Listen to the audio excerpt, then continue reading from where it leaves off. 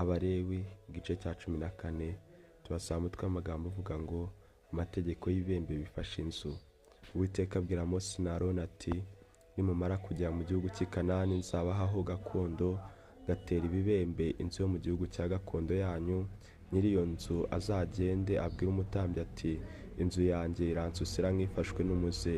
Umutambyi ategeka ko bayikuramo ibintu byose atarayinjiramo gusuzuma uwo muze, kugira ngo ibyo muri iyo nzu byose bidahumanwa.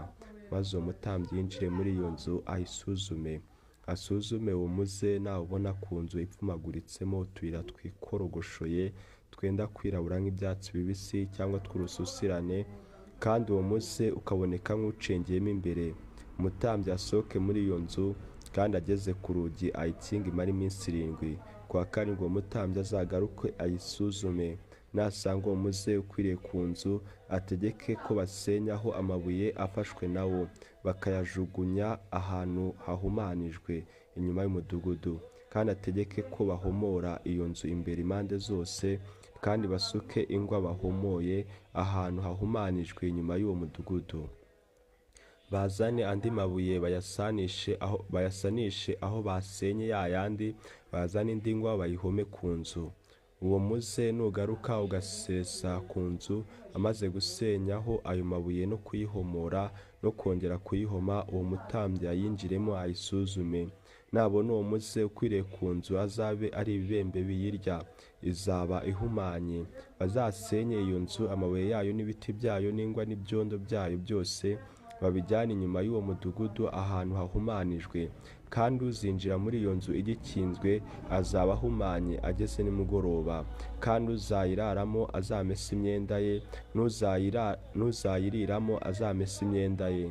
Ariko umutambyi nayinjiramo akayisuzuma akabona uwo muze utakwiriye ku nzu imaze guhomwa, uwo mutambyi azavuge ko ihumanutse, kuko uwo muze ukize.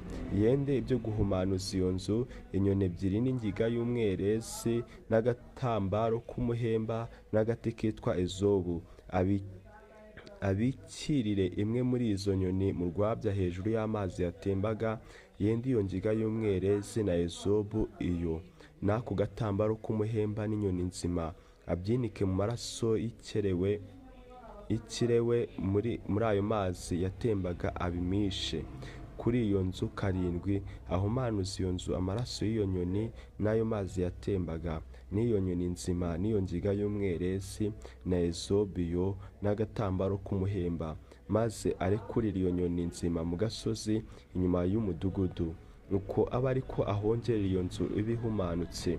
Ayo niyo mategeko y'uburyo bwose bw'umuze w'ibibembe n'ubw'ibikoko n'ay'ibibembe bifashe umwenda n'ay'ibifashe inzu n'ay'ikibyimba n'igikoko n'ibara ry'amera n'urubara, yigisha ibigaragara ko ikintu gihumanye cyangwa ko kidahumanye.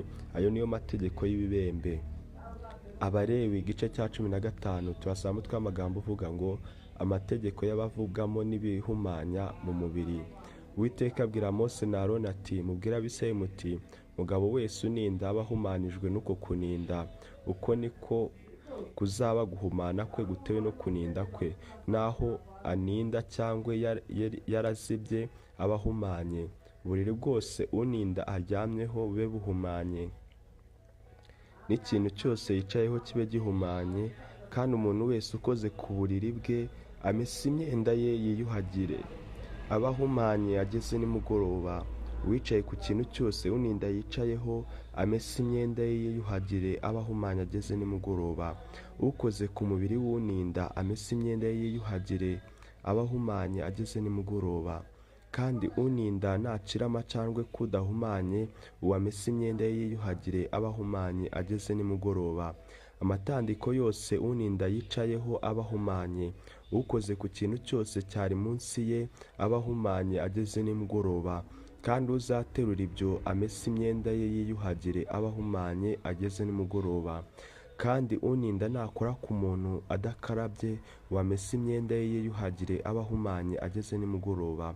Ikintu cy'ibumba gikozweho n'uninda kimenywe, icyabajwe mu giti cyose cyozwe. Kandi uninda niba akize kuninda kwe aba ari iminsi 7 yo kwihumanuza, amese imyenda ye yiyuhagire mu mazi atemba aba ahumanutse. Ku munsi wa 8 azende intungure 2 cyangwa ibyana by'inuma 2, abijyana imbere y'Uwiteka ku muryango w'ihema ry'ibonaniro, abiha umutambyi. Uwo mutambyi abitambe kimwe hw'igitambo gitambirwa ibyaha, ikindi hw'igitambo cyoswa. Nuko amuhongerera imbere y'Uwiteka impongano yo kuninda kwe. Kandi inanga z'umugabo nizimuvamo yiyuhagira umubiri wose, aba ahumanye ageze nimugoroba, kandi umwambaro wose cyangwa uruhu rwose kiriho izo nanga kimeswe, kibe gihumanye kigeze nimugoroba. Kandi umugabo naryamana n'umugore bombi biyuhagire, babe bahumanye bageze nimugoroba. Kandi umukobwa cyangwa umugore naba mu muhango w'abakobwa amara iminsi 7 azira, umukozeho wese aba ahumanye ageze nimugoroba. Icyo aryamyeho cyose mu minsi yo kuzira kwe kibe gihumanye, n'icyo yicayeho cyose kibe gihumanye. Ukoze ku buriri bwe wese amese imyenda ye yiyuhagire, aba ahumanye ageze nimugoroba.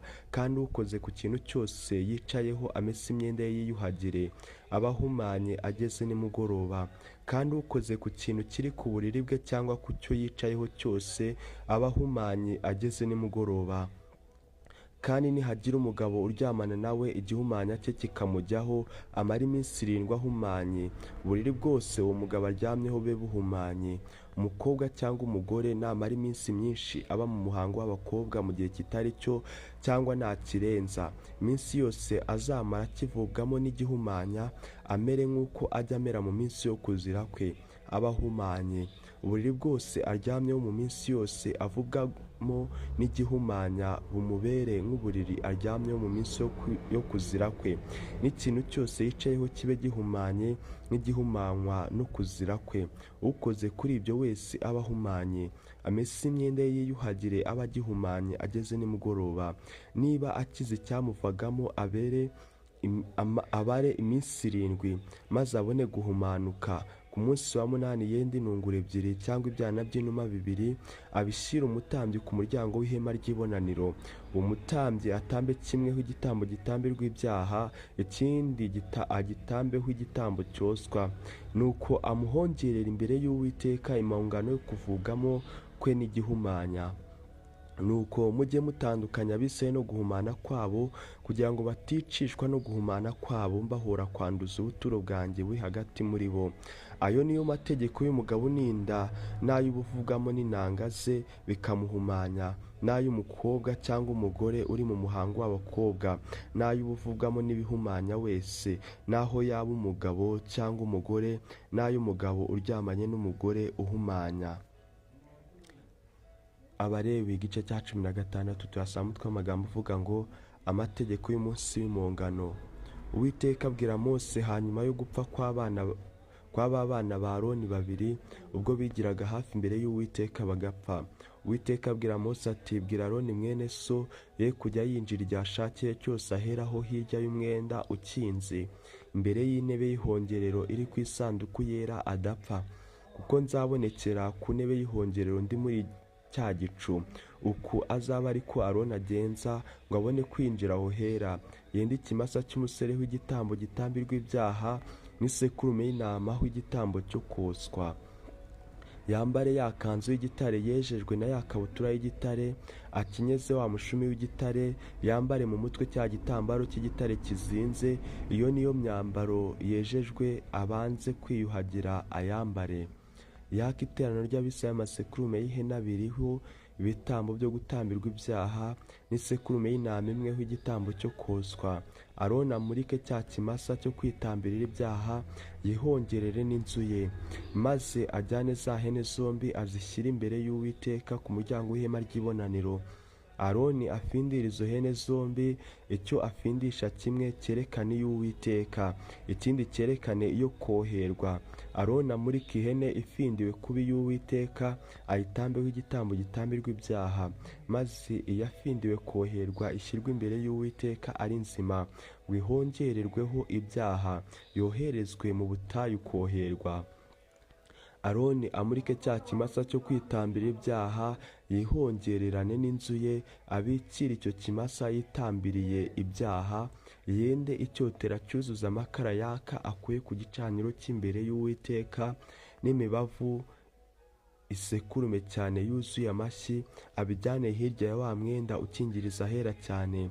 Iyo mibavu ayishyirire kuri uwo muriro imbere y'Uwiteka, ayishyirire kuri uwo muriro imbere y'Uwiteka. Uwo mubavu umere nk'igicu gikingiriza intebe y'ihongerero iri hejuru y'ibihamya adapfa. Kandi yende ku maraso ya cya kimasa ayaminjagiza urutoki ku ntebe y'ihongerero mu ruhande rw'iburasirazuba, kandi n'imbere y'intebe y'ihongerero ayaminjagiza urutoki 7. Maze abicire ya hene y'igitambo cyo gutambirwa ibyaha by'abantu, ajyana amaraso yayo hirya ya wa mwenda ukingiriza ahera cyane, ayagenze nk'uko yagenjeje aya cya kimasa, ayaminjagire ku ntebe y'ihongerero n'imbere yayo. Nuko ahongerere ahera kubwo guhumana kw'Abisirayeli kwinshi no kubw'ibicumuro byabo, kubw'ibyaha bakoze byose. Aba ariko agenza n'ihema ry'ibonaniro ribana nabo hagati yo guhumana kwabo kwinshi. Ntihakagire umuntu uba mu ihema ry'ibonaniro Aroni agiye kwinjira ahera kwahongerera ibyaha, kugeza aho asohokeye amaze kwihongererana n'inzu ye n'iterano ry'Abisirayeli ryose. Kandi asohoke ajye ku gicaniro cy'imbere y'Uwiteka agihongerere. Yende ku maraso ya cya kimasa no ku ya hene, ayashyire ku mahembe y'igicaniro impande zose, kandi akiminjagirisheho urutoki ayo maraso 7. Agihumanure acyeze, gikurweho guhumana kw'Abisirayeli kwinshi. Amaze guhongerera ahera n'ihema ry'ibonaniro n'igicaniro, amurike ya hene nzima. Aroni arambike ibiganza bye byombi mu ruhanga rw'iyo hene nzima, yaturire hejuru yayo gukiranirwa kw'Abisirayeli kose n'ibicumuro byabo byose. Ibyaha bakoze byose abishyire mu ruhanga rw'iyo hene, ayihe umuntu witeguriye ibyo ngo ayijyane mu butayu. Iyo hene ijya ahatagira abantu, yikoreye gukiranirwa kwabo kose, uwo muntu ayirekurire mu butayu. Aroni yinjire mu ihema ry'ibonaniro, yiyambure ya myambaro y'ibitare yambaye agiye kwinjira ahera, ayisigeyo. Yiyuhagire ahantu hera, yambare imyambaro ye, asohoke. Yitambire igitambo cye cyoswa, atambirire n'abantu icyabo. Yihongerere ahongere n'abantu, kandi urugimbu rwa cya gitambo cyatambiwe ibyaha arwosereze ku gicaniro. Kandi uwarekuriye ya hene koherwa amese imyenda ye yiyuhagire, abone kugaruka mu ngando zanyu. Kandi cya kimasa cy'igitambo cyatambiwe ibyaha na ya hene y'igitambo cyatambiwe ibyaha n'amaraso yabyo yinjirijwe ahera guhongererwa ibyaha, babiterure babijyane inyuma y'ingando. Bose mu zabyo n'inyama zabyo n'amayezi yabyo babyosheje amese imyenda ye yiyuhagire, abone gusubira mu ngando. Ibi bibabera itegeko ridakuka mu kwezi kwa 7 k'umunsi wako wa 10. Mujye mwibabaza imitima, nimukagire umurimo muwukoraho, naho yaba kavukire cyangwa umunyamahanga usukiye muri mwe, kuko uwo munsi ariho muzajya muhongerererwa kugira ngo muhumanurwe. Nuko imbere y'Uwiteka muzamuhumanutse ibyaha byanyu byose. Uwo munsi ujye ubabera isabato yo kuruhuka, mujye muwibabarizaho imitima. Iryo ni itegeko ridakuka. Kandi umutambyi uzasigwa akerezwa kuba umutambyi ngo azungure se, ajye abahongerera. Yambare iyo myambaro y'ibitare, imyambaro yejejwe, ahongerera ubuturo bwera n'ihema ry'ibonaniro n'igicaniro, kandi ahongerere n'abatambyi n'abantu b'iterano bose.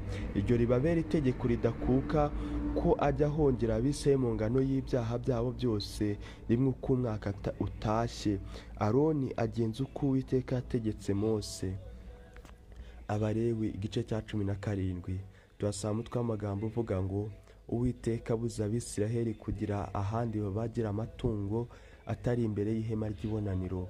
Uwiteka abwira Mose ati, bwira Aroni n'abana be n'Abisirayeli bose uti, iki ni cyo Uwiteka ategetse ati, umuntu wese wo mu nzu ya Isirayeli uzabagira inka cyangwa umwana w'intama cyangwa ihene mu ngando, cyangwa uzakibagira inyuma yazo, ntakijyane ku muryango w'ihema ry'ibonaniro ngo agitambire Uwiteka imbere y'ubuturo bwe. Uwo muntu azabazwa ayo maraso azaba avushije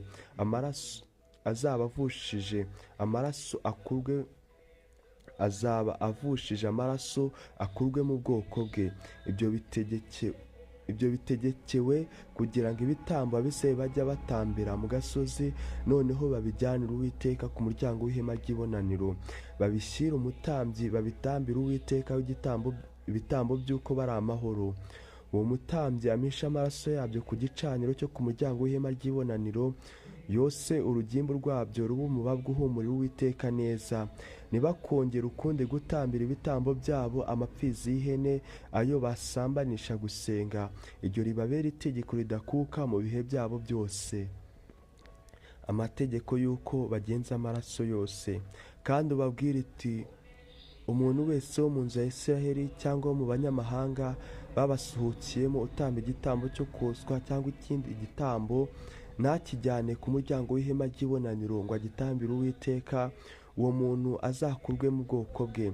Kandi umuntu wese wo mu nzu ya Isirayeli cyangwa wo mu banyamahanga babasuhukiyemo urya amaraso uburyo bwose, nzahoza igitsure cyanjye kuri uwo muntu uriya amaraso, mukure mu bwoko bwe, kandi ubugingo bw'inyama buba mu maraso, nanjye nyabahereye gusukwa ku gicaniro ngo abe impongano y'ubugingo bwanyu, kuko amaraso ariyo mpongano ayihindurwa n'ubugingo buyarimo. Nicyo cyatumye mbwira Abisirayeli nti, ntihakagire umuntu muri mwe urya amaraso, kandi ntihakagire umunyamahanga ubasuhukiyemo uyarya. Kandi umuntu wese wo mu Bisirayeli cyangwa wo mu banyamahanga babasuhukiyemo ufatira mu muhigo inyamaswa cyangwa igisiga cyangwa inyoni, mwemererwa kurya, akivushirize amaraso hasi, ayatwikirize umukungugu, kuko ubugingo bw'inyama zose ari ubu, amaraso yazo ari amwe n'ubugingo bwazo. Nicyo cyatumye mbwira Abisirayeli nti, ntimukarye amaraso y'inyama z'uburyo bwose, kandi ubugingo bw'inyama zose ari amaraso yazo, uyarya wese azakurweho. Kandi umuntu wese urya intumbi cyangwa ikirira, naho yaba akavukire cyangwa umunyamahanga, amese imyenda ye yiyuhagire, aba ahumanye ageze nimugoroba, niho azabona guhumanurwa. Ariko natayimesa ntiyiyuhagire, azagibwaho no gukiranirwa kwe. Abalewi igice cya 18. Turasaba umutwe w'amagambo uvuga ngo, Uwiteka abategeka kutagira ingeso nk'iz'abanyakanani. Uwiteka abwira Mose ati, bwira Abisirayeli uti, Ndi Uwiteka Imana yanyu, ntimugakore nk'ibyo abo mu gihugu cya Egiputa bajya bakora, abo mwahoze mutuyemo. Kandi ntimuzakore nk'ibyo abo mu gihugu cy'i Kanani bajya bakora, aho mbajyana. Kandi ntimuzakurikiza amategeko yabo. Amateka yanjye aba ariyo mujya mwumvira, amategeko yanjye aba ariyo mujya mwitondera, aba ari byo mugenderamo. Ndi Uwiteka Imana yanyu. Nuko mujye mwitondera amategeko yanjye n'amateka yanjye, ibyo uzabikora azabeshwaho nabyo. Ndi Uwiteka. Abo umugabo azirana kuryamana nabo. Ntihakagire uwo muri mwe wiyegereza mwene wabo wa bugufi ngo amwambike ubusa. Ndi Uwiteka. Ubwambure bwa so nibwo bwambure bwa nyoko, ntukamwambike ubusa. Uwo ni nyoko, ntukamwambike ubusa. Ntukambike ubusa muka so, kuko ari ubwambure bwa so. Ntukambike ubusa mushiki wawe musangiye so cyangwa nyoko, naho yavutse iwanyu cyangwa ahandi, ntukamwambike ubusa. Ntukambike ubusa umukobwa w'umuhungu wawe cyangwa umukobwa wawe, ntukabambike ubusa, kuko ubwambure bwabo ari ubwabo. Ntukambike ubusa umukobwa wa muka so wabyawe na so, uwo ni mushiki wawe, ntukamwambike ubusa. Ntukambike ubusa nyogosenge, ni mwene wabo wa so wa bugufi. Ntukambike ubusa nyoko wanyu, kuko ari mwene wabo wa nyoko wa bugufi. Ntukambike ubusa so wanyu, ntukiyegereze umugore we, kuko ari nyoko wanyu. Ntukambike ubusa umukazana wawe, uwo ni we mugore w'umuhungu wawe, ntukamwambike ubusa. Ntukambike ubusa umugore wanyu, ubwambure bwe ni ubwa mwene so. Ntukambike ubusa umugore n'umukobwa we. Ntukende umukobwa w'umuhungu we cyangwa uw'umukobwa we umwambike ubusa.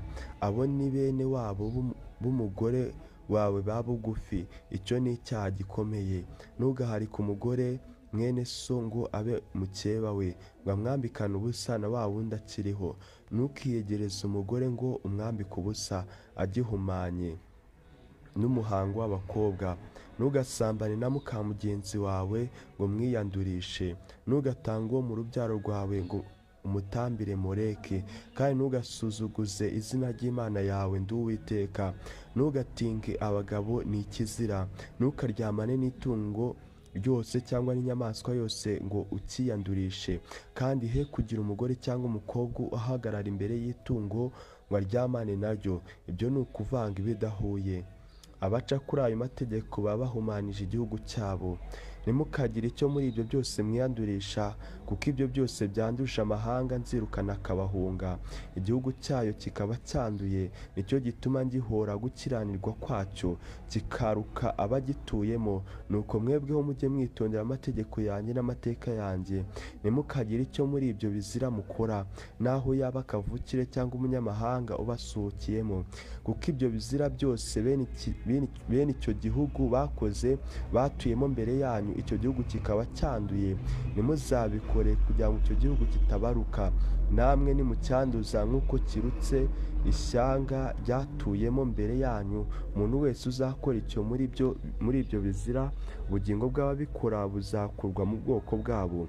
Nicyo gituma mukwiriye kwitondera ibyo mbihanangirije, kugira ngo mutagira iyo muri iyo mihango izira mukora yakorwaga n'abababanjirije mukayiyandurisha Ndi Uwiteka Imana yanyu. Abalewi igice cya 19. Turasanga umutwe w'amagambo uvuga ngo amategeko y'uburyo bwinshi. Uwiteka abwira Mose ati, bwira iteraniro ry'Abisirayeli ryose uti, mubabera kuko Uwiteka Imana yanyu Ndi Uwera. Umuntu wese muri mwe yubahe nyina na se, kandi mujye muziza amasabato yanjye Ndi Uwiteka Imana yanyu.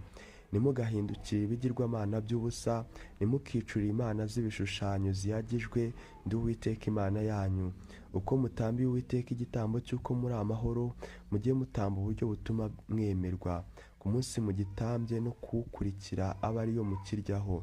Nihagira ikirara kikageza ku wa gatatu kijye cyoswa, nikiribwaho ku wa gatatu kizaba ikizira ntikizemerwa. Ahubwo ukiriyeho wese azagibwaho no gukiranirwa kwe, kuko ashujuguje icyera cy'Uwiteka. Uwo muntu azakurwe mu bwoko bwe.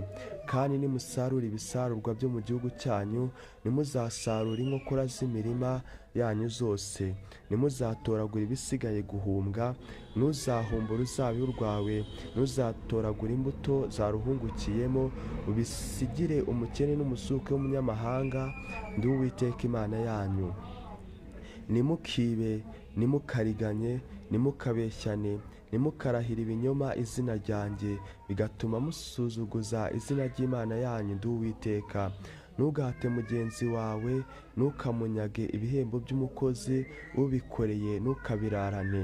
Ntukavume igipfamatwi, ntugashyire impumyi imbere icyitega, ahubwo ujye utinya Imana yawe Ndi Uwiteka. Ntimukagoreke imanza, ntimugace urwa kibera mwohejwe no gukunda umukene cyangwa no kubaha ukomeye, ahubwo ujye ucira mugenzi wawe urubanza rutabera. Ntukazererezwe mu bwoko bwawe no guterenganya. Ntukitangireho umugabo kwicisha mugenzi wawe Ndi Uwiteka. Ntukangire mwene wanyu umutima wawe. Ntukabure guhana mugenzi wawe kugira ngo utizanira icyaha ku bwe. Ntukagirire inzika abo mu bwoko bwawe, ahubwo ukunde mugenzi wawe nk'uko wikunda Ndi Uwiteka. Mujye mwitondera amategeko yanjye. Ntukabangurire amatungo yawe ayo bidahuje ubwoko. Ntukabibe mu murima wawe imbuto z'amaharakubiri. Ntukambare umwambaro waboheshejwe ubudodo bw'amaharakubiri. Umuntu nasambanya umuja w'imbata utacunguwe, utahawe umudendezo yarasabwe n'undi mugabo, bazahanwe ibihano bitabishe, kuko yari atari uw'umudendezo. Uwo mugabo azanira Uwiteka ku muryango w'ihema ry'ibonaniro igitambo cyo kumukuraho urubanza, azana isekurume y'intama aho igitambo cyo gukuraho urubanza. Umutambyi amuhongera imbere y'Uwiteka iyo sekurume y'intama y'igitambo gikuraho urubanza aho impongano y'icyaha yakoze. Nawe azababarirwa icyo cyaha yakoze. Kandi mugera muri cya gihugu mukamara gutera ibiti by'amoko yose byera imbuto ziribwa, muzabanze guhanya imbuto zabyo no kudakebwa k'umuntu. Bizamare imyaka 3 bibamereye nk'ibitakebwe. Muri iyo myaka imbuto zabyo ntizizaribwe, ariko mu mwaka wa 4 imbuto zabyo zose zizabe izerejwe gushimisha Uwiteka. Mu mwaka wa 5 abe arimo mutangira kurya ku mbuto zabyo, kugira ngo bijye biberera umwero wabyo. Ndi Uwiteka Imana yanyu. Ntimukagire icyo muryana n'amaraso yacyo, ntimukagire ibyo muragurisha n'aho byaba ibicu. Inkokora z'imisatsi yanyu ntimukazogoshere kugira ngo izenguke. Ntimukonone inkokora z'ubwanwa bwanyu. Ntimukiraburishe kwikeba ku mubiri, kandi ntimukicishe imanzi z'ibishushanyo. Ndi Uwiteka. Ntukononeshe umukobwa wawe kumuhindura amaraya, kugira ngo igihugu kidakurikiza ubusambanyi kikuzura ibyaha bikomeye. Mujye muziriza amasabato yanjye, mujye mwubaha ahera hanjye. Ndi Uwiteka. Ntimugahindukirire abashitsi cyangwa abapfumu, ntimukabashikishe, ntimukabaraguze ngo mubiyandurishe. Ndi Uwiteka Imana yanyu. Ujye uhagurukira umeze imvi, ubaha umusaza, utinya Imana yawe. Ndi Uwiteka. Umunyamahanga nasuhukira muri mwe mu gihugu cyanyu, ntimuzamugirire nabi. Umunyamahanga wasuhukiyemo ababere nka kavukire, mukunde nk'uko wikunda, kuko namwe mwari abasuke mu gihugu cya Egiputa. Ndi Uwiteka Imana yanyu. Ntimukagoreke imanza cyangwa gupima kw'igipimirwaho indatira, cyangwa kw'ibyuma muzapimisha, cyangwa kugera kw'ibyibo. Mujye mugira ibipimirwaho indatira bitunganye, n'ibyuma muzipimisha bitunganye, n'ibyibo bya efa bitunganye, n'ingero za hini zitunganye. Ndi Uwiteka Imana yanyu yabakuye mu gihugu cya Egiputa. Mujye mwitondera amategeko yanjye yose n'amateka yanjye yose, mubyumvire. Ndi Uwiteka. Abalewi igice cya 20. Turasaba umutwe w'amagambo uvuga ngo ibihano bikwiriye abaca ku mategeko. Uwiteka abwira Mose ati, ongera ubwire Abisirayeli uti, nihagira umuntu wo mu Bisirayeli cyangwa wo mu banyamahanga babasuhukiyemo uha Moleki uwo mu rubyaro rwe, ntakabure kwicwa. Abo mu gihugu bamwicishe amabuye, nanjye nzahoza igitsure cyanjye kuri uwo muntu, mukure mu bwoko bwe muhoye guha Moleki wo mu rubyaro rwe, akanduza ahera hanjye, agasuzuguza izina ryanjye ryera. Abo mu gihugu nibirengagiza uwo muntu uha Moleki wo mu rubyaro rwe, ntibamwice, ubwanjye nzahoza igitsure cyanjye kuri uwo muntu no ku muryango we. Mukurane mu bwoko bwabo n'abamukurikiza gusambana, basambanisha gusenga Moleki. Kandi umuntu uhindukirira abashitsi n'abapfumu ngo asambanishe kubashikisha no kubaraguza, nzahoza igitsure cyanjye kuri uwo muntu, mukure ku bwoko bwe. Nuko mwiyese mubabera, kuko Ndi Uwiteka Imana yanyu, kandi mujye mwitondera amategeko yanjye muyumvire. Ndi Uwiteka ubeza. Umuntu wese uvuma se cyangwa nyina ntakabure kwicwa, kuko avumye se cyangwa nyina. Urubanza rw'amaraso ye niwe ruzahama. Umuntu nasambana n'umugore wundi, usambanye na muka mugenzi we, umusambanyi n'umusambanyikazi ntibakabure kwicwa. Usambana na mukase aba yambitse se ubusa, bombi ntibakabure kwicwa. Urubanza rw'amaraso ye niwe ruzahama. Umuntu nasambana n'umukazana we, bombi ntibakabure kwicwa, bazaba bavanze ibidahuye. Urubanza rw'amaraso ye niwe ruzahama. Umugabo natinga undi mugabo bazaba bakoze ikizira, ntibakabure kwicwa. Urubanza rw'amaraso ye niwe ruzahama. Umuntu narongora umukobwa na nyina, kizaba icyaha gikomeye, azatwikanywe nabo kugira ngo icyaha gikomeye kitaba muri mwe. Mugabo naryamana n'itungo ntakabure kwicwa, iryo tungo naryo muzaryice. Kandi umugore cyangwa umukobwa niyegera itungo ryose akaryamana naryo, uzamwicane naryo. Urubanza rw'amaraso ye niwe ruzahama. Umuntu niyenda mushiki we basangiye se cyangwa nyina, bakarebana ubwambure, kizaba igihemu giteye isoni, bazakurirwe mu maso yabo mu bwoko bwabo, kuko yambitse ubusa mushiki we, azagibwaho no gukiranirwa kwe. Umuntu naryamana n'umugore uri mu muhango w'abakobwa akamwambika ubusa, azaba yambitse ubusa isoko ye, nawe azaba yiyambitse ubusa isoko y'amaraso ye. Bombi bazakurwe mu bwoko bwabo. Kandi ntukambike ubusa nyoko cyangwa nyogosenge, ukoze atyo azaba yambitse ubusa bene wabo wa bugufi, bazagibwaho no gukiranirwa kwabo. Umuntu naryamana na mukase wabo azaba yambitse ubusa se wabo, bazagibwaho n'icyaha cyabo, bazapfa ari incike. Umuntu niyenda muka mwene se kizaba ari ukwiyanduza, azaba yambitse ubusa mwene se, bazaba incike. Abise bakwiriye kwitandukanyiriza n'abandi kuba bera.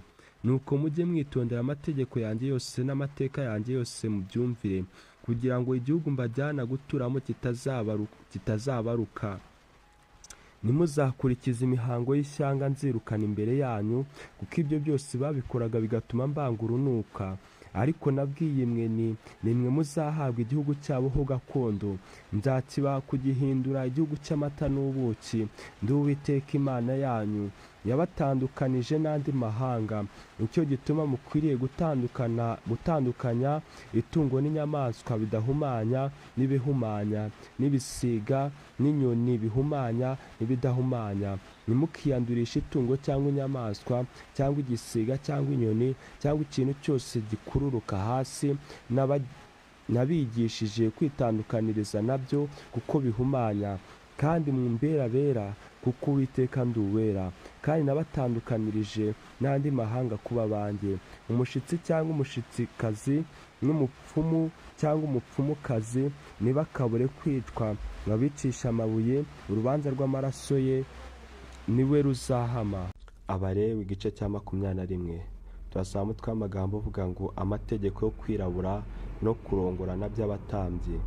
Uwiteka abwira Mose ati, bwira abatambyi bene Aroni uti, ntihakagire uwo muri mwe wiyandurisha intumbi ngo yandurire hagati mu bwoko bwe, keretse yakwanduzwa n'iya mwene wabo wa bugufi, nyina na se n'umuhungu we n'umukobwa we na mwene se na mushiki we wari ukiri umwari, akaba mwene wabo wa bugufi kuko atararongorwa. Intumbi ye yayiyandurisha ubwo ari umukuru mu bwoko bwe, ntakiyanduze ngo yonone. Nibakogoshwe ibiharanjongo, ntibakiyogoshe inkokora z'ubwanwa bwabo, ntibakikebe ku mubiri. Babera Imana yabo abera, ntibagasuzuguze izina ry'Imana yabo, kuko ari bo batambira Uwiteka ibitambo bikongorwa n'umuriro, ari byo byo kurya by'Imana yabo. Nicyo gituma bakwiriye kuba bera, ntibakarongore maraya cyangwa uwanduye, kandi ntibagacyure uwasenzwe, kuko umutambyi ari uwera ku Mana ye. Nicyo gituma ukwiriye guhora umutekereza ko ari uwera, kuko ajya atamba ibyo kurya by'Imana yawe. Ahora akubera uwera, kuko Uwiteka ukweza ndi uwera. Kandi umukobwa w'umutambyi wese niyononesha gusambana, aba yononye se, bamutwike. Umutambyi mukuru muri bagenzi be wasutswe ku mutwe amavuta yerayo yo gusiga, akerezwa kwambara ya myambaro, nagatendeza umusatsi we, nagashishimura imyenda ye, nakinjiraho intumbi yose iri, nakiyandurisha intumbi ya se cyangwa nyina, nibikamukure ahera, nakonona ahera h'Imana ye, kuko kwereshwa amavuta yasizwe y'Imana ye kumuriho. Ndi Uwiteka. Kandi umukobwa arongora azaba ari umwari, umupfakazi cyangwa uwasenzwe cyangwa uwanduye cyangwa maraya ntakabarongore, ahubwo umwari wo mu bwoko bwe azaba ari we arongora. Nakononere urubyaro rwe hagati mu bwoko bwe, kuko ndi Uwiteka umweza. Inenge zababurisha gukora umurimo wabo. Uwiteka abwira Mose ati, bwira Aroni uti, umuntu wese wo mu rubyaro rwawe mu bihe byabo byose uzagira inenge, ntakigire hafi ngo atambe ibyo kurya by'Imana ye. Umuntu wese ufite inenge ntakigire hafi. Impumyi cyangwa uremaye ukuguru cyangwa ubutaraye izuru cyangwa ufite urugingo ruruta urundi nka rwo cyangwa uvunitse ikirenge cyangwa ikiganza cyangwa ufite inyonjo cyangwa igikuri cyangwa ufite inenge ku jisho cyangwa urwaye ubuheri cyangwa ibikoko cyangwa umenetse ibinyita bito, ntihakagire umuntu wo mu rubyaro rwa Aroni umutambyi ufite inenge wigira hafi ngo atambe ibitambo bitambirwa Uwiteka bigakongorwa n'umuriro, kuko afite inenge. Ntakigire hafi ngo atambe ibyo kurya by'Imana ye. Ajya arya ku byo kurya by'Imana ye, ku byera cyane no ku byera, ariko ntakigire hafi ya wa mwenda ukingiriza ahera cyane. Ntakegere igicaniro kuko afite inenge, kugira ngo atagira ahera hanjye yonona, kuko ndi Uwiteka uheza. Ibyo byose Mose abibwira Aroni n'abana be n'Abisirayeli bose. Abalewi igice cya 22.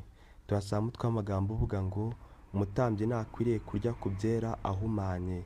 Uwiteka abwira Mose ati, bwira Aroni n'abana be bitandukanye n'ibyera Abisirayeli banyereza, be gusuzuguza izina ryanjye ryera, ndi Uwiteka. Babwire uti, umuntu wese wo mu rubyaro rwanyu mu bihe byanyu byose uzegera ibyera Abisirayeli bereje Uwiteka agihumanye, uwo muntu azakurweho ava imbere yanjye, ndi Uwiteka. Umuntu wese wo mu rubyaro rwa Aroni ubembye cyangwa uninda ntarye ku byera atarahumanuka. Kandi ukoze ku muntu wese cyangwa ku kintu cyose cyahumanishijwe n'intumbi, cyangwa ku muntu uvuwemo n'intanga ze, cyangwa ukoze ku gikururuka cyose cyamuhumanya, cyangwa ku muntu wamuhumanisha guhumana k'uburyo bwose, ukoze ku bimeze bityo azaba ahumanye ageze nimugoroba. Ntakarye ku byera ariko yiyuhagire, izuba nirirenga azaba ahumanutse, abone kurya ku byera kuko ari ibyo kurya bye. Intumbyi n'ikirira ntakabirye ngo abyiyandurishe, ndi Uwiteka. Nicyo gituma bakwiriye kwitondera umurimo n'abarindishije, kugira ngo utabazanira icyaha ukabicisha, kuko bawononye, ndi Uwiteka ubeza. Amategeko y'abatari abatambyi barya ku byera. Utari uwo mu batambyi ntakarye ku cyera. Umushyitsi wo mu nzu y'umutambyi cyangwa umukorera ibihembo ntibakarye ku cyera. Ariko umutambyi nagura umuntu ifeza, uwo ajya akiryaho, n'abavukiye mu rugo rwe bajye barya ku byo kurya bye. Kandi umukobwa w'umutambyi narongorwa n'utari uwo mu batambyi ntakarye mu byera byatuwe bikererezwa. Ariko umukobwa w'umutambyi niba ari umupfakazi cyangwa yarasenzwe, ntagire umwana akaba igishubaziko, agasubira mu nzu ya se nk'uko yari ari mu bwana bwe, ajya arya ku byo kurya bya se, ariko ntihakagire utari uwo mu batambyi ubiryaho. Umuntu narya ku cyera atabizi, ariho umutambyi kingana n'icyera yariye, yongereho igice cyacyo cya 5. Kandi abatambyi ntibakonone ibyera byatuwe n'Abisirayeli, ibyo berereje Uwiteka, ngo babishyirisheho gukiranirwa kuza n'urubanza nibarya ibyera byabo, kuko ndi Uwiteka ubeza. Inenge ziburisha amatungo gutambwa. Uwiteka abwira Mose ati, bwira Aroni n'abana be n'Abisirayeli bose uti, umuntu wo mu nzu ya Isirayeli wese cyangwa wo mu banyamahanga babasuhukiyemo uzatambira Uwiteka igitambo cyo koswa, naho waba umuhigo ahigura, cyangwa ari icyo atambishwa n'umutima ukunze, azende ikimasa cyangwa isekurume y'intama cyangwa iy'ihene kidafite inenge, kugira ngo yemerwe.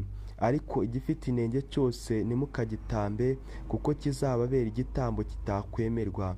Kandi umuntu wese natambira igitambo cy'uko ari amahoro, ngo ahigure umuhigo, cyangwa agitambishwa n'umutima ukunze, naho cyaba icyo mu bushyo cyangwa icyo mu mukumbi, gitungane rwose kibone kwemerwa. Ntikikagira inenge kibaho. Impumyi cyangwa ikivune cyangwa ikivuyeho urugingo cyangwa ikirwaye ibisebe cyangwa ikirwaye ibisa n'ubuheri n'ibikoko, ntimukabitambire Uwiteka. Ntimukabigire ibitambo bitambirwa Uwiteka, bigakongorerwa n'umuriro ku gicaniro. Ikimasa cyangwa umwana w'intama gifite urugingo rw'ikirenga cyangwa rugufi wemererwa kugitambishwa n'umutima ukunze, ariko ntikizemerwa ngo gihiguze umuhigo. Igifite amabya yahombanye cyangwa yamenetse cyangwa yajanjaguritse cyangwa yashahuwe, ntimukagitambire Uwiteka. Ntimuzangenzereze mutyo mu gihugu cyanyu. No ku munyamahanga ntimukemere ikimeze gityo cyose, ngo mugitambeho ibyo kurya by'Imana yanyu, kuko ubusembwa bwabyo bubiriho, bifite inenge, ntibyababera ibitambo byemerwa. Andi mategeko y'ibitambo. Uwiteka abwira Mose ati, inka cyangwa intama cyangwa ihene nivuka ijye yonyeshwa iminsi 7, uhereye ku munsi wa 8 izemerwa ko itambirwa Uwiteka, igakongorwa n'umuriro. Naho yaba inka cyangwa intama, ntimukazibagane n'izazo ku munsi umwe, kandi nimutambira Uwiteka igitambo cy'ishimwe, mujye mugitamba uburyo butuma mwemerwa. Ku munsi cyatambiweho abe ari wo mukirya, ntimukagire icyo musigaza ngo kirare. Ndi Uwiteka. Nuko mujye mwitondera amategeko yanjye muyumvire. Ndi Uwiteka. Ntimugasuzuguze izina ryanjye ryera, kugira ngo nerezwa hagati mu Bisirayeli. Ndi Uwiteka ubeza, wabakuriye mu gihugu cya Egiputa kuba Imana yanyu. Ndi Uwiteka. Abalewi igice cya 23. Turasaba umutwe w'amagambo uvuga ngo iminsi mikuru y'Uwiteka. Uwiteka abwira Mose ati, bwira Abisirayeli uti, iminsi mikuru y'Uwiteka mukwiriye kuranga ko ari y'amateraniro yera. Iyi niyo minsi mikuru yanjye. Mu minsi 6 aba arimo imirimo igikorwa, ariko wa karindwi ni isabato yo kuruhuka, ni uwo guterana kwera. Ntimukagire umurimo wose muwukoraho. Ni isabato y'Uwiteka yo kuziririzwa mu buturo bwanyu bwose. Iyi niyo minsi mikuru y'Uwiteka, ni iyo guterana kwera mukwiriye kujya muranga mu bihe byayo byategetswe. Mu kwezi kwa mbere k'umunsi wako wa 14 nimugoroba hajye habaho Pasika y'Uwiteka. Ku munsi w'uko kwezi wa 15 hatangiriraho iminsi mikuru y'imitsima idasembuwe. Muzamara iminsi 7 muyirya. Ku munsi uyitangira mujye muteranira ku iteraniro ryera. Ntimukagire umurimo w'ubugaragu muwukoraho. Muri iyo minsi uko ari 7 mujye mutambira Uwiteka ibitambo bikongorwa n'umuriro. Uwa karindwi ni uwo guterana kwera. Ntimukagire umurimo w'ubugaragu muwukoraho. Uwiteka abwira Mose ati, bwira Abisirayeli uti, nimumara kugera mu gihugu nzabaha mugasarura ibisarurwa byaho, muzajye muzanira umutambyi umuganda w'umuganura w'ibisarurwa byanyu, nawe awuzunguriza imbere y'Uwiteka kugira ngo babere ituro ryemerwa. Ku wa mbere w'isabato aba ariho umutambyi awuzunguza, kandi ku munsi muzungurizaho uwo muganda mujye muwutambiraho isekurume y'intama idafite inenge itaramara umwaka w'igitambo cyo kosereza Uwiteka. Kandi ituro ry'ifu rituranwa nacyo rijye riba ibice bya 12 bya efa y'ifu y'ingezi ivanzwe n'amavuta yerayo. Ribe ituro riturwa Uwiteka, rigakongorerwa n'umuriro kuba impumuro nziza. Ituro ry'ibyo kunywa rituranwa nacyo rijye riba igice cya 4 cya hini ya vino. Ntimukagire umutsima murya cyangwa impeke zikaranze cyangwa amahundo mabisi uwo munsi utarasora, ngo muganurire Imana yanyu. Iryo rizababera itegeko ridakuka mu bihe byanyu byose no mu buturo bwanyu bwose. Kandi mujye mubara iminsi muhereye kuri uwo munsi wa mbere w'isabato. Ku munsi mwazaniyeho umuganda w'ituro ryo kuzunguzwa, mubare iminsi y'amasabato 7 itagabanije. Mubare iminsi 50 igeze ku munsi wa mbere w'isabato ya 7. Maze muganurire Uwiteka ituro ry'umuganura wundi. Mu buturo bwanyu mukuremo imitsima 2 yo kuba ituro rijungujwe, ibe iy'ibice bya 12 bya efa y'ifu y'ingezi yotsanwa umusemburo, kugira ngo iganurirwe Uwiteka. Mumurikane n'iyo mitsima abana b'intama 7 badafite inenge bataramara umwaka, n'ikimasa cy'umusore n'amasekurume y'intama 2. Bibitambo byoserezwa Uwiteka, bitambanywe n'ituro ry'ifu n'iry'ibyo kunywa yo kuri byo. Bibe ibitambo bikongorwa n'umuriro by'umubabwe uhumurira Uwiteka neza.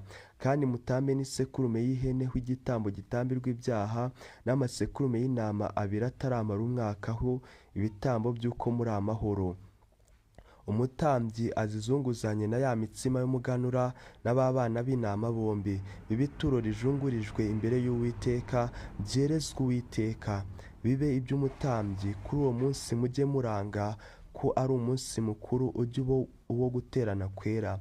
Ntimukagire umurimo w'ubugaragu muwukoraho. Iryo rizababera itegeko ridakuka mu buturo bwanyu bwose no mu bihe byanyu byose. Kandi musarure ibisarurwa byo mu gihugu cyanyu. Ntimuzasarure inkokora z'imirima yanyu zose. Ntimuzatoragura ibisigaye guhumbwa, ahubwo mubisigire umukene n'umusuke w'umunyamahanga. Ndi Uwiteka Imana yanyu. Uwiteka abwira Mose ati, bwira Abisirayeli uti, mu kwezi kwa 7 k'umunsi wako wa mbere hajye hababeraho umunsi wo kuruhuka, ube uwo kubibukisha. Muwurangishe kuvuza amahembe, muwuteraneho guterana kwera. Ntimukagire umurimo w'ubugaragu muwukoraho, kandi mujye muwutambiraho Uwiteka igitambo gikongorwa n'umuriro. Uwiteka abwira Mose ati ariko umunsi wa 10 w'uko kwezi kwa 7 n'uwo munsi w'impongano ujye ubabera uwo guterana kwera, mujye muwibabazaho imitima, mutambireho Uwiteka igitambo gikongorwa n'umuriro. Ntimukagire umurimo wose mukora kuri uwo munsi w'impongano, muhongerererwaho imbere y'Uwiteka Imana yanyu. Umuntu wese utazibabaza umutima kuri uwo munsi azakurwe mu bwoko bwe, kandi umuntu wese uzakora umurimo wose kuri uwo munsi nzamurimbura mukure mu bwoko bwe. Ntimukagire umurimo wose muwukoraho. Iryo ribabera itegeko ridakuka mu bihe byanyu byose no mu buturo bwanyu bwose. Ujye ubabera isabato yo kuruhuka, mwibabaza imitima. Mujye muziririza iyo sabato muhereye nimugoroba ku munsi w'uko kwezi wa 9 mugeze nimugoroba ku munsi wa 10. Uwiteka abwira Mose ati bwira Abisirayeli uti umunsi wa 15 w'uko kwezi kwa 7 aba ariho mutangirira kuziririza Uwiteka iminsi mikuru 7 y'ingando. Ku munsi w'itangira hajye habaho guterana kwera, ntihakagire umurimo w'ubugaragu muwukoraho. Mumara iminsi 7 mujya mutambira Uwiteka ibitambo bikongorwa n'umuriro.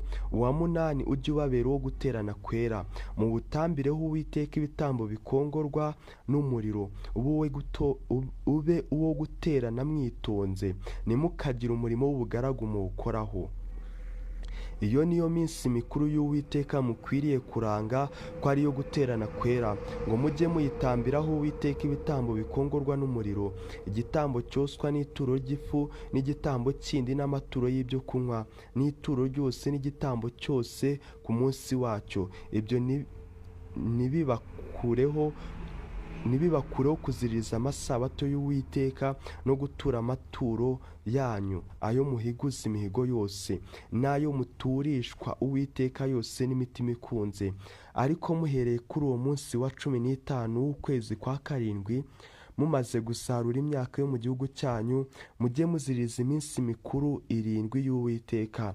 Uyitangira ube wo kuruhuka, n'uwa 8 ube wo kuruhuka. Ku munsi yitangira mujye mwenda imbuto z'ibiti byiza n'amashami n'imikindo n'amashami y'ibiti bisagambye binini n'ingemwe z'imikinga yo ku migezi. Mumare iminsi 7 munezererwe imbere y'Uwiteka Imana yanyu. Uko umwaka utashye mujye muziririza Uwiteka mutyo iminsi mikuru 7. Iryo ribabera itegeko ridakuka mu bihe byanyu byose. Mujye muziririza iyo minsi mikuru mu kwezi kwa 7. Mujye mumara iminsi 7 muri mu ngando. Abisirayeli bakavukire bose babe mu ngando, kugira ngo abibihe byanyu byose bamenye yuko nabesheje Abisirayeli mu ngando ubwo nabakuraga mu gihugu cya Egiputa. Ndi Uwiteka Imana yanyu. Mose abwira Abisirayeli iminsi mikuru y'Uwiteka iyo ari yo. Abarewi igice cya 24. Turasaba umutwe w'amagambo uvuga ngo itegeko ry'amatabaza yo mu ihema.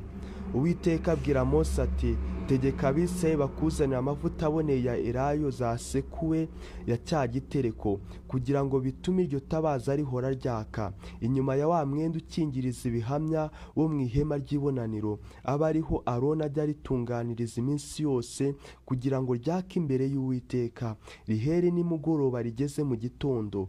Iryo rizababera itegeko ridakuka mu bihe byanyu byose.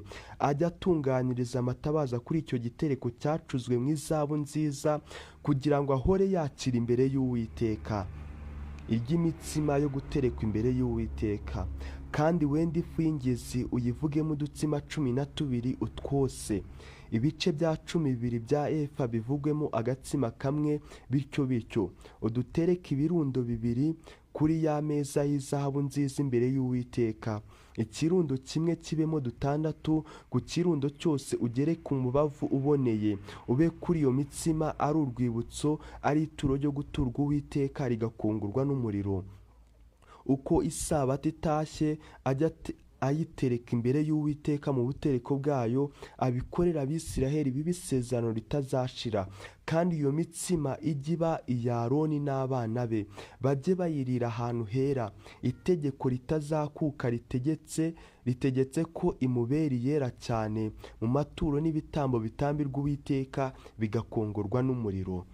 urubanza rw'uwavumye izina ry'Uwiteka.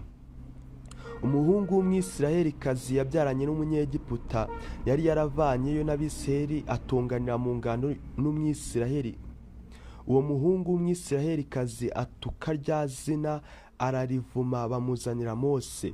Nyina yitwa Sherumoti mwene Diburi wo mu muryango wa Dani. Bamukingiranira kugira ngo bageze igihe babwirirwe ibyo Uwiteka yategetse. Uwiteka abwira Mose ati, jyana uwamvumye inyuma y'ingando, abamwumvise bose bamushyira ibiganza ku mutwe, iteraniro ryose rimwicisha amabuye, kandi ubwira Abisirayeli uti, uzavuma Imana ye wese azagibwaho n'icyaha cye. Uzatuka izina ry'Uwiteka ntakabure kwicwa. Iteraniro ryose ntirikabure kumwicisha amabuye, naho yaba umunyamahanga cyangwa kavukire. Natuka izina ry'Uwiteka azicwe. Uzakubita umuntu akamwica ntakabure kwicwa. Uzakubita itungo akaryica ririhe, ubugingo burihweho ubundi. Umuntu natera mugenzi we inenge, yiturwe nk'ibyo yagiriye undi. Kuvuna igufwa guhorerwa ukundi, ijisho rihorerwa irindi, iryinyo rihorerwa irindi. Uko yateye undi muntu inenge aba ariko yiturwa. Uwishe itungo aririhe, uwishe umuntu ahorwe. Kavukire n'umunyamahanga mujye mubasangiza itegeko rimwe, kuko ndi Uwiteka Imana yanyu. Mose ategeka Abisirayeli, bajyana inyuma y'ingando uwavumye Uwiteka, bamwicisha amabuye. Abisirayeli bagenza uko Uwiteka yategetse Mose. Abalewi igice cya 25 turasanga tw'amagambo uvuga ngo umwaka wa 7 wo kuraza ihinga. Uwiteka abwira Mose ku musozi wa Sinayi ati, bwira Abisirayeli uti, nimumara kugera mu gihugu nzabaha, icyo gihugu kizajye kiziririza Uwiteka isabato. Uzajya ubiba mu murima wawe mu myaka 6, kandi mu myaka 6 uzajye wanganya amahage y'imizabibu yawe, kandi abarimo usarura imyaka yabyo. Ariko umwaka wa 7 uzajya uba isabato yo kuraza igihugu ihinga, yo kuziririzwa Uwiteka. Ntukawubibemo ku murima wawe, ntukawanganyemo amahage y'imizabibu yawe. Kimeza ntuzayisarure. Inzabibu zo ku muzabibu wawe utogoshwe nazo ntuzazisarure. Uwo mwaka ujye ubabera uwo kuraza igihugu ihinga. Kimeza y'igihugu yo muri uwo mwaka w'isabato ijye ibabera ibyo kurya, we n'umugaragu wawe n'umuja wawe n'umukozi wawe ukorera ibihembo, n'umunyamahanga ugusuhukiyemo, n'amatungo yawe n'inyamaswa zo mu gihugu cyawe. Ibyo byose kimeza yacyo ijye ibabera ibyo kurya. Umwaka wa 50 wa yubile. Kandi ujye ubara amasabato y'imyaka 7 imyaka 7 iminsi uzamara iz'amasabato 7 y'imyaka, ariyo myaka 49. Maze ku munsi wa 10 w'ukwezi kwa 7 uzajya uzerereza ihembe barivuze ijwi rirenga. Ku munsi w'impongano aba ariho uzerereza ihembe mu gihugu cyanyu cyose. Mujye mweza umwaka wa 50 mu gihugu cyose, murangire abo muri cyo bose umudendezo. Uwo mwaka ujye ubabera uwa yubile. Muri wo mujye musubiza umuntu wese muri gakondo ye, kandi umuntu wese asubire mu muryango we. Uwo mwaka wa 50 uzababera uwa yubile. Nimukawubibemo, nimukawusaruremo kimeza cyangwa imbuto z'imizabibu utogoshwe, kuko ari umwaka wa yubile. Ujye ubabera uwera. Mujye murya kimeza yo muri wo muyisoromye. Muri uwo mwaka wa yubile mujye musubiza umuntu wese muri gakondo ye. Kandi nugira icyo ugurisha mugenzi wawe, cyangwa nugira icyo ugura kuri we, nimukariganyane. Uko imyaka ingana ikurikiye uwa yubile aba ariko ugura kuri mugenzi wawe, nawe akugurishe nk'uko imyaka y'amasarura ingana. Uko ubwinshi bw'iyo myaka bungana aba ariko wungura igiciro, kandi uko ubuke bw'imyaka bungana aba ari kugitubya, kuko umubare w'amasarura ari wo akugurisha. Ntimukariganyane, ahubwo mutinye Imana yanyu, kuko ndi Uwiteka Imana yanyu. Nicyo gituma mukwiriye kumvira amategeko yanjye no kwitondera amateka yanjye mukayumvira. Nuko muzaba mu gihugu amahoro, kandi ubutaka bwacyo buzeramo imyaka muyihage, mube muri cyo amahoro. Ariko nimuvuga muti tuzajya dutungwa n'iki mu mwaka wa 7, ko tutazabiba ntidusarure, nuko mu mwaka wa 6 nzajya mboherereza umugisha nanga, ubutaka bubereremo uburumbuke bubatunge imyaka 3. Kandi ku mwaka wa 8 muzajya mubiba murya ibigugu, mutarageza ku wa 9 ngo musarure, muzajya murya ibigugu. Ubutaka ntibukagurwe ngo bukunguranwe, kuko ari njye nyirabwo, namwe mukabasuhuke bansuhukiyeho. Mu gihugu cya gakondo yanyu cyose muzajye mwemera ko ubutaka bucungurwa n'uwari nyirabwo. Mwene wanyu nakena akagura kuri gakondo ye, umucunguzi urushijeho kuba bugufi bwe aze acungura icyo mwene wabo yaguze. Umuntu nabura umucunguzi akaba ahindutse umutunzi, akabona icyo kwicungurira, aba ari imyaka gakondo iyo yaguriwemo, asubiza uwayiguze igisigaye ku giciro cyayo, abona uko asubira muri gakondo ye. Ariko natabasha kuyicungurira, iyo yaguze izagumanwe n'uwayiguze ageze ku mwaka wa yubile, maze izakomorwe n'uwo mwaka wa yubile, abona uko asubira muri gakondo ye. Umuntu nagura inzu ye iri mu mudugudu ugoswe n'inkike z'amabuye, yemererwa kuyicungura umwaka utagabanije utarashira. Uwo mwaka utagabanije utarashira yashaka yayicungura. Ariko nidacungurwa umwaka utagabanije utarashira, iyo nzu iri mu mudugudu ugoswe n'inkike izabe ikunguranijwe n'uwayiguze, ibiye mu bihe byabo byose, n'izakomorwe n'umwaka wa yubile. Ariko amazu yo mu mihana itagoswe n'inkike azahwanye n'imirima y'imisozi yacungurwa, kandi azakomorwe n'umwaka wa yubile. Ariko imidugudu y'Abalewi siko imeze. Amazu yo mu midugudu ya gakondo y'Abalewi bemererwa kuyacungura igihe cyose. Umwe mu Balewi nadacungura inzu, iyo nzu yaguzwe yo mu mudugudu wa gakondo ye izakomorwe n'umwaka wa yubile, kuko amazu yo mu midugudu y'Abalewi ari gakondo yabo mu Bisirayeli. Ariko imirima igose imidugudu y'Abalewi ntizagurwa, kuko ari gakondo yabo y'iteka ryose. Mwene wanyu nakena akananirizwa gukora n'intege nke imbere yawe, ujye umufasha mubane nk'umunyamahanga n'umusuhuke ugusuhukiyeho. Ntukamwake inyungu cyangwa ibirenze, ahubwo utinye Imana yawe, kugira ngo mwene wanyu abone uko abana nawe. Ntukamuguririze ifeza zawe kumwaka inyungu, cyangwa ibyo kurya byawe ngo uzamwake ibirenze. Ndi Uwiteka Imana yanyu yabakuriye mu gihugu cya Egiputa kubaha igihugu cy'i Kanani, nkababera Imana. Kandi mwene wanyu nakenera imbere yawe akigura nawe, ntukamukoreshe nk'imbata, ahubwo abane nawe nk'umukozi wawe ukorera ibihembo, cyangwa nk'umusuhuke, agukorere ageze ku mwaka wa yubile. Uwo mwaka uzamukomorane n'abana be, asubire mu muryango we no muri gakondo ya ba sekuruza, kuko abo ari imbata zanjye nakuye mu gihugu cya Egiputa. Ntibakagurwe ngo babe imbata, kandi ntukabatwaze igitugu, ahubwo utinye Imana yawe. Ariko imbata zawe z'abagabo n'abagore uzagira zijye ziva mu mahanga akugose, abe ariyo mujya muziguramo. Kandi abasuhuke babasuhukiyemo n'urubyaro rwabo ruri muri mwe babyariye mu gihugu cyanyu, nabo mwabaguramo imbata zikaba gakondo yanyu.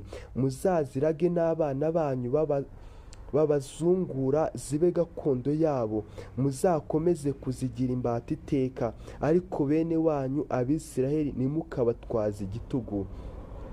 Kandi umunyamahanga cyangwa umusuhuke ugusuhukiyeho nahinduka umukire, mwene wanyu agakenera imbere ye, akigura n'uwo munyamahanga cyangwa umusuhuke ugusuhukiyeho, cyangwa n'uwo mu muryango we. Amaze kugurwa yacungurwa, umwe muri bene se yamucungura, cyangwa se wabo, cyangwa mwene se wabo, cyangwa mwene wabo wa bugufi wese yamucungura, cyangwa nawe ubwe yahinduka umukire yakwicungura. Azabarire imyaka uwamuguze ahereye ku mwaka yiguriye nawe ageze ku mwaka wa yubile. Igiciro kimucunguza kizahwane n'umubare w'iyo myaka, igiciro cyayo gicirwe nk'uko ibihembo by'umukozi biri. Niba imyaka isigaye ari myinshi uko ingana, aba ariko asubiza igiciro kimucunguza kivuye mu biguzi yaguzwe. Niba imyaka yo kugeza ku wa yubile hasigaye mike, ayibarire uwamuguze uko iyo myaka ingana, aba ariko amusubiza igiciro kimucunguza, abane nawe ameze nk'umukozi ukorera ibihembo by'umwaka. Ntakamutwarize igitugu imbere yawe, kandi nadacungurwa na kimwe muri ibyo, umwaka wa yubile uzamukomorane n'abana be, kuko Abisirayeli ari imbata zanjye ubwanjye, ni imbata zanjye nakuye mu gihugu cya Egiputa. Ndi Uwiteka Imana yanyu. Abalewi igice cya 26. Turasanga umutwe w'amagambo uvuga ngo andi mategeko y'Imana.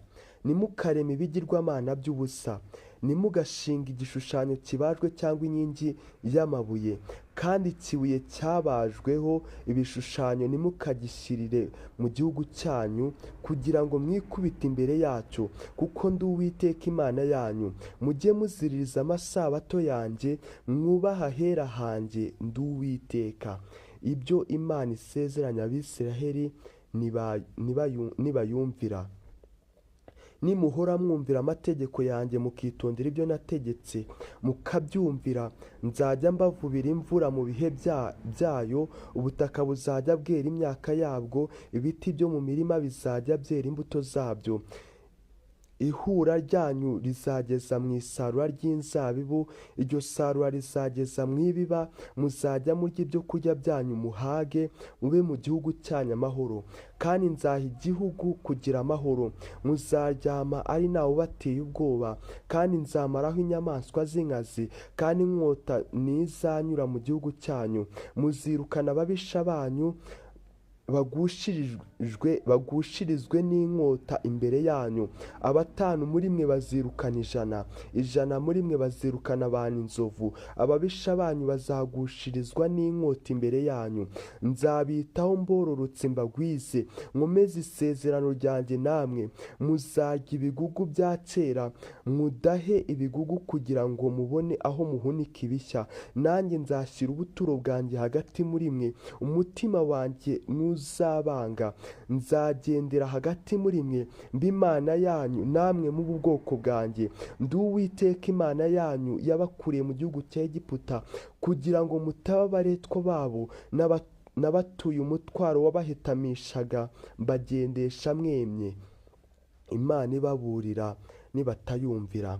Ariko nimutanyumvira nimwitondera ayo mategeko yose, kandi nimwanga amategeko yanjye, imitima yanyu ikanga amateka yanjye urunuka, bigatuma mutitondera amategeko yanjye yose, ahubwo mukica isezerano ryanjye, nanjye nzabagenzanya. Nzategeka ibiteye ubwoba ko bibatera urusogobero n'ubuganga, bizabamaramo amaso byonse imitima yanyu. Muzabibira ubusa, kuko ababisha banyu ari bo bazabirya, kandi nzahoza igitsure cyanjye kuri mwe. Muzaneshwa n'ababisha banyu, muzatwarwa n'abanzi banyu, muzahunga ari ntawe ubirukanye. Ibyo nibidatuma munyumvira, nzongera 7 kubahanira ibyaha byanyu. Nzacogoza kwihimbaza mwihimbariza amaboko yanyu. Nzahindura ijuru ry'iwanyu nk'icyuma n'ubutaka bwanyu nk'imiringa. Amaboko yanyu azapfa ubusa, kuko ubutaka bwanyu butazera imyaka yabwo, ibiti byo mu gihugu bitazera imbuto zabyo. Kandi nimukomeza kunyuranya nanjye mukanga kunyumvira, nzongera kandi 7 kubateza ibyago bihwanye n'ibyaha byanyu. Nzabaterereza inyamaswa zo mu ishyamba zibanyaga abana banyu, zirimbura amatungo yanyu, zibatubye, inzira zanyu zisibe. Ibyo nibidatuma mwihana mukampindukirira, ahubwo mugakomeza kunyuranya nanjye, nuko nanjye nzanyuranya namwe, kandi ubwanjye nzabakubita 7 mbahora ibyaha byanyu. Nzabaterereza inkota ibahora kwica isezerano ryanjye. Muteranirizwe mu midugudu yanyu, maze mboherezemo mugiga mugabizwe ababisha banyu n'imvu n'inkoni mwishingikirije niyo mutsima wanyu. Abagore 10 bazajya bokereza imitsima yanyu mu cyokezo kimwe, bayibagerere murye itabahagije. Ibyo byose nibidatuma munyumvira, ahubwo mukanyuranya nanjye, nuko rero nanjye nzanyuranya namwe mfite umujinya mwinshi, mbahanira ibyaha byanyu 7. Muzarya inyama z'abahungu banyu n'iz'abakobwa banyu muzazirya, kandi nzatsemba amasengero yanyu yo mu mpinga z'imisozi. Nzatema nce ibishushanyo byanyu bishinze byerejwe izuba. Nzajugunya intumbi zanyu ku bimene by'ibigirwamana byanyu. Umutima wanjye uzabanga urunuka. Nzahindura imidugudu yanyu imisaka, ahera hanyu nzahahindura amatongo. Sinzahumurirwa n'impumuro y'ibyo munyosereza. Sinzahindura igihugu cyanyu amatongo. Nzahindura igihugu cyanyu amatongo bitangaza ababisha banyu bagituyemo. Namwe nzabatatanyiriza mu mahanga, mbakurikirane nkuye inkota. Igihugu cyanyu kizaba amatongo, imidugudu yanyu izaba imisaka. Icyo gihe amasabato yacyo kikiri amatongo, namwe mukiri mu gihugu cy'ababisha banyu, ubwo nibwo igihugu kizaruhuka cyishimira amasabato yacyo kikiri amatongo. Kizaruhuka kuruhuka kitajyaga kiruhukamo kikibamo. Abarokotse muri mwe nzabaterereza gukukira imitima mu bihugu by'ababisha babo. Bazakangwa n'ikibabi kijyanwa n'umuyaga, bahunge nk'uko umuntu ahunga inkota. Bazagwa ari ntawe ubirukanye, bazagwana hejuru nk'abahunga inkota ari ntawe ubirukanye. Ntimuzashobora guhagarara ababisha banyu imbere. Muzarimbukira mu mahanga, igihugu cy'ababisha banyu kizabamara. Abarokotse muri mwe bazasogobererezwa no gukiranirwa kwabo mu bihugu by'ababisha banyu, no gukiranirwa kwa ba sekuruza kuzatuma basogobera nkabo. Nibahanishwa n'ibyo bihano, Imana izibuka isezerano ryayo. Bazavuga gukiranirwa kwabo no kwa ba sekuruza niko bicumuro bacumuyeho, bemere yuko kunyuranya nanjye kwabo ariko kwatumye nanjye nyuranya nabo, nkabazana mu gihugu cy'ababisha babo. Icyo gihe imitima yabo yanduye nk'imibiri itakebwe n'iyicisha bugufi, bakemeresha imitima ikunze ibihano byazanywe no gukiranirwa kwabo, nibwo nanjye nzibuka isezerano nasezeranye na Yakobo, n'iryo nasezeranye na Isaka, n'iryo nasezeranye na Aburahamu, nawe nzaryibuka. Kandi igihugu nacyo nzacyibuka, kandi igihugu bazaba bakiretse cyishimira amasabato yacyo kikiri amatongo batakikiriho, nabo bazemeresha imitima ikunze ibihano byazanywe no gukiranirwa kwabo, kuko banze amategeko yanjye, imitima yabo ikanga urunuka amategeko yanjye. Ariko nubwo bimeze bityo, haleluya, sinzabata nibaba mu gihugu cy'ababisha babo, kandi sinzabanga urunuka rwatuma mbarimbura pe. Mwica isezerano ryanjye nabo, kuko ndi Uwiteka Imana yabo. Ahubwo nzabibukira isezerano nasezeranye na ba sekuruza, nakuriye mu gihugu cy'Egiputa imbere y'abanyamahanga, kugira ngo mbe Imana yabo. Ndi Uwiteka. Ayo niyo mategeko n'amateka n'ibyategetswe Uwiteka yashyize hagati y'Abisirayeli, abitegekeye ku musozi wa Sinayi mu kanwa ka Mose. Abalewi igice cya 27 turasanga tw'amagambo uvuga ngo amategeko y'imihigo n'ayo gucungura ibyahunzwe. Uwiteka abwira Mose ati, bwira Abisirayeli uti, umuntu nahigura umuhigo, niba ari uwo guhonga abantu, bazaba ab'Uwiteka bacunguzwe igiciro uzakira. Umugabo uhereye ku myaka 20 avutse akageza ku myaka 60, ujye umucira shekeli z'ifeza 50 zigezwe kuyahera. Umukobwa cyangwa umugore ujye umucira shekeli 30.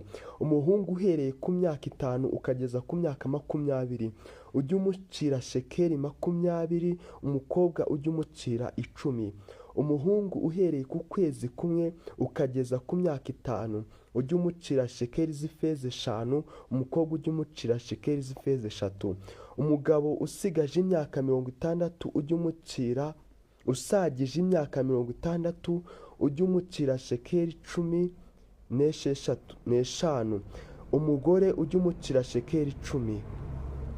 Ariko niba uwahize ari umukene ntabashe kubona izo waciriye, ujye ajya ashyirwa umutambyi, uwo mutambyi amucirira igiciro, acira igiciro gihwanye n'ibyo uwahize ashobora gutanga.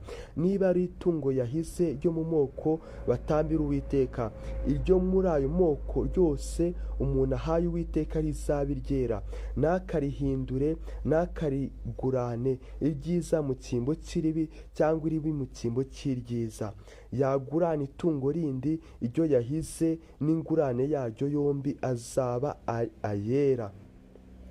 Kandi niba yahize itungo rizira cyangwa inyamaswa izira, icyo badatambira Uwiteka agishyira umutambyi, uwo mutambyi agicire igiciro gihwanye n'ubwiza cyangwa n'ububi bwacyo. Igiciro umutambyi agicire aba ari cyo kiba igiciro cyacyo.